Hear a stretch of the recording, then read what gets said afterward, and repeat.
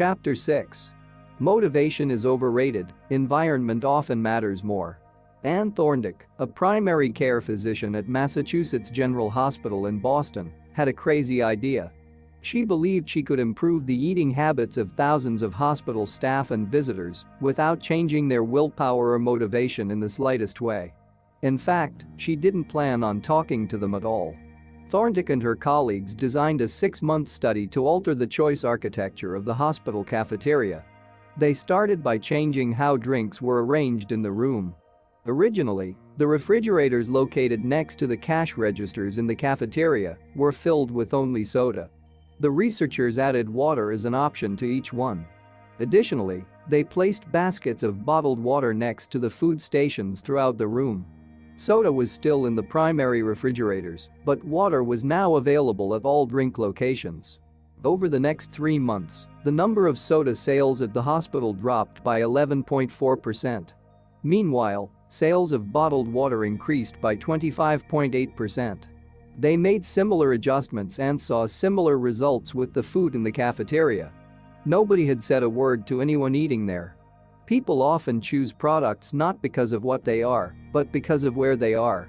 If I walk into the kitchen and see a plate of cookies on the counter, I'll pick up half a dozen and start eating, even if I hadn't been thinking about them beforehand and didn't necessarily feel hungry. If the communal table at the office is always filled with donuts and bagels, it's going to be hard not to grab one every now and then. Your habits change depending on the room you are in and the cues in front of you. Environment is the invisible hand that shapes human behavior. Despite our unique personalities, certain behaviors tend to arise again and again under certain environmental conditions. In church, people tend to talk in whispers. On a dark street, people act wary and guarded. In this way, the most common form of change is not internal, but external. We are changed by the world around us. Every habit is context-dependent. In 1936, psychologist Kurt Lewin wrote a simple equation that makes a powerful statement.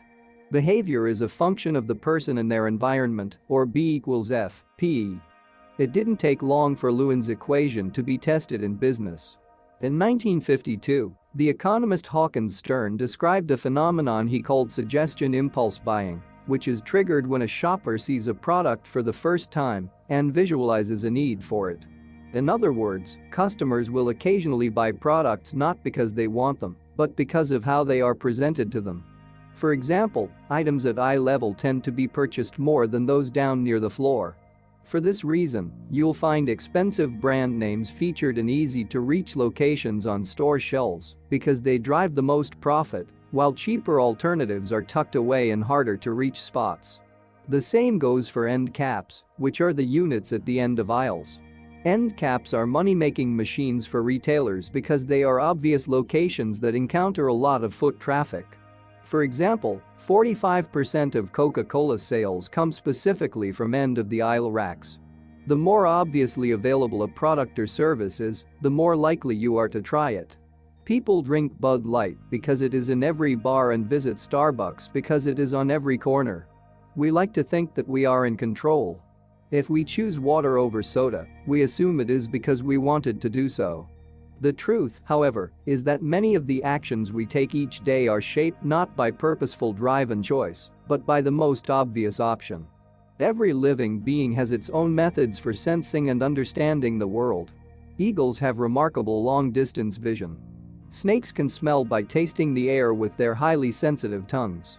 Sharks can detect small amounts of electricity and vibrations in the water caused by nearby fish.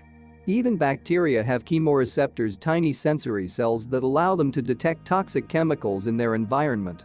In humans, perception is directed by the sensory nervous system. We perceive the world through sight, sound, smell, touch, and taste.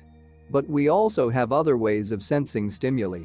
Some are conscious, but many are non-conscious. For instance, you can notice when the temperature drops before a storm, or when the pain in your gut rises during a stomachache, or when you fall off balance while walking on rocky ground. Receptors in your body pick up on a wide range of internal stimuli, such as the amount of salt in your blood or the need to drink when thirsty. The most powerful of all human sensory abilities, however, is vision. The human body has about 11 million sensory receptors. Approximately 10 million of those are dedicated to sight. Some experts estimate that half of the brain's resources are used on vision. Given that we are more dependent on vision than on any other sense, it should come as no surprise that visual cues are the greatest catalyst of our behavior. For this reason, a small change in what you see can lead to a big shift in what you do. As a result, you can imagine how important it is to live and work in environments that are filled with productive cues and devoid of unproductive ones. Thankfully, there is good news in this respect. You don't have to be the victim of your environment. You can also be the architect of it. How to design your environment for success. During the energy crisis and oil embargo of the 1970s, Dutch researchers began to pay close attention to the country's energy usage. In one suburb near Amsterdam, they found that some homeowners used 30% less energy than their neighbors, despite the homes being of similar size and getting electricity for the same price. It turned out the houses in this neighborhood were nearly identical except for one feature: the location of the electrical meter. Some had one in the basement. Others had the electrical meter upstairs in the main hallway. As you may guess, the homes with the meters located in the main hallway used less electricity. When their energy use was obvious and easy to track, people changed their behavior. Every habit is initiated by a cue, and we are more likely to notice cues that stand out. Unfortunately, the environments where we live and work often make it easy not to do certain actions because there is no obvious cue to trigger the behavior. It's easy not to practice the guitar when it's tucked away in the closet. It's easy not to read a book when the bookshelf is in the corner of the guest room. It's easy not to take your vitamins when they are out of sight in the pantry. When the cues that spark a habit are subtle or hidden, they are easy to ignore. By comparison, creating obvious visual cues can draw your attention toward a desired habit. In the early 1990s, the cleaning staff at Schiphol Airport in Amsterdam installed a small sticker that looked like a fly near the center of each urinal. Apparently, when men stepped up to the urinals, they aimed for what they thought was a bug. The stickers improved their aim and significantly reduced spillage around the urinals.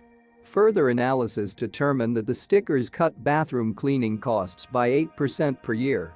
I've experienced the power of obvious cues in my own life. I used to buy apples from the store, put them in the crisper in the bottom of the refrigerator, and forget all about them. By the time I remembered, the apples would have gone bad. I never saw them, so I never ate them.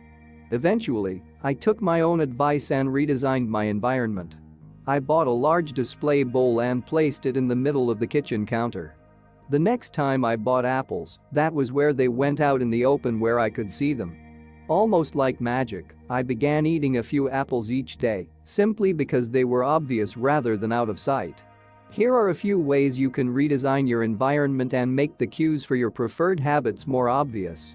If you want to remember to take your medication each night, put your pill bottle directly next to the faucet on the bathroom counter. If you want to practice guitar more frequently, place your guitar stand in the middle of the living room. If you want to remember to send more thank you notes, keep a stack of stationery on your desk. If you want to drink more water, fill up a few water bottles each morning and place them in common locations around the house. If you want to make a habit a big part of your life, make the cue a big part of your environment. The most persistent behaviors usually have multiple cues. Consider how many different ways a smoker could be prompted to pull out a cigarette. Driving in the car, seeing a friend smoke, feeling stressed at work, and so on. The same strategy can be employed for good habits. By sprinkling triggers throughout your surroundings, you increase the odds that you'll think about your habit throughout the day. Make sure the best choice is the most obvious one. Making a better decision is easy and natural when the cues for good habits are right in front of you. Environment design is powerful not only because it influences how we engage with the world, but also because we rarely do it. Most people live in a world others have created for them. But you can alter the spaces where you live and work to increase your exposure to positive cues and reduce your exposure to negative ones. Environment design allows you to take back control and become the architect of your life. Be the designer of your world and not merely the consumer of it. The context is the cue. The cues that trigger a habit can start out very specific, but over time your habits become associated not with a single trigger, but with the entire context surrounding the behavior. For example, many people drink more in social situations than they would ever drink alone. The trigger is rarely a single cue, but rather the whole situation.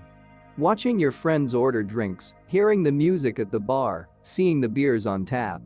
We mentally assign our habits to the locations in which they occur. The home, the office, the gym. Each location develops a connection to certain habits and routines. You establish a particular relationship with the objects on your desk, the items on your kitchen counter, the things in your bedroom. Our behavior is not defined by the objects in the environment, but by our relationship to them. In fact, this is a useful way to think about the influence of the environment on your behavior. Stop thinking about your environment as filled with objects. Start thinking about it as filled with relationships. Think in terms of how you interact with the spaces around you. For one person, her couch is the place where she reads for an hour each night. For someone else, the couch is where he watches television and eats a bowl of ice cream after work. Different people can have different memories and thus different habits associated with the same place. The good news? You can train yourself to link a particular habit with a particular context. In one study, scientists instructed insomniacs to get into bed only when they were tired. If they couldn't fall asleep, they were told to sit in a different room until they became sleepy.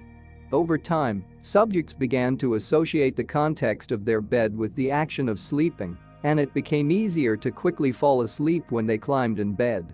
Their brains learned that sleeping, not browsing on their phones, not watching television, not staring at the clock was the only action that happened in that room. The power of context also reveals an important strategy. Habits can be easier to change in a new environment. It helps to escape the subtle triggers and cues that nudge you toward your current habits. Go to a new place, a different coffee shop, a bench in the park, a corner of your room you seldom use, and create a new routine there. It is easier to associate a new habit with a new context than to build a new habit in the face of competing cues. It can be difficult to go to bed early if you watch television in your bedroom each night. It can be hard to study in the living room without getting distracted if that's where you always play video games. But when you step outside your normal environment, you leave your behavioral biases behind.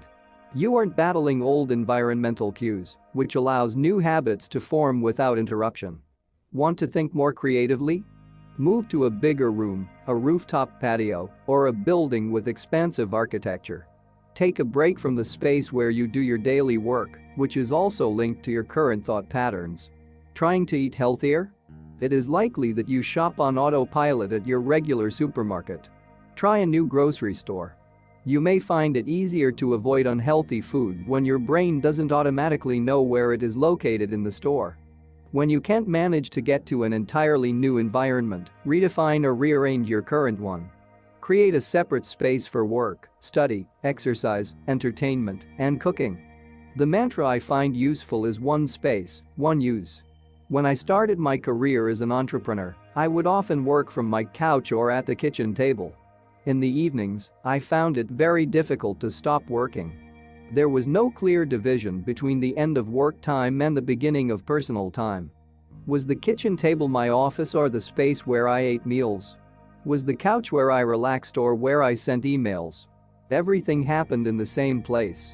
A few years later, I could finally afford to move to a home with a separate room from my office. Suddenly, work was something that happened in here, and personal life was something that happened out there. It was easier for me to turn off the professional side of my brain when there was a clear dividing line between work life and home life. Each room had one primary use. The kitchen was for cooking. The office was for working. Whenever possible, avoid mixing the context of one habit with another. When you start mixing contexts, you'll start mixing habits, and the easier ones will usually win out. This is one reason why the versatility of modern technology is both a strength and a weakness. You can use your phone for all sorts of tasks, which makes it a powerful device. But when you can use your phone to do nearly anything, it becomes hard to associate it with one task. You want to be productive, but you're also conditioned to browse social media, check email, and play video games whenever you open your phone.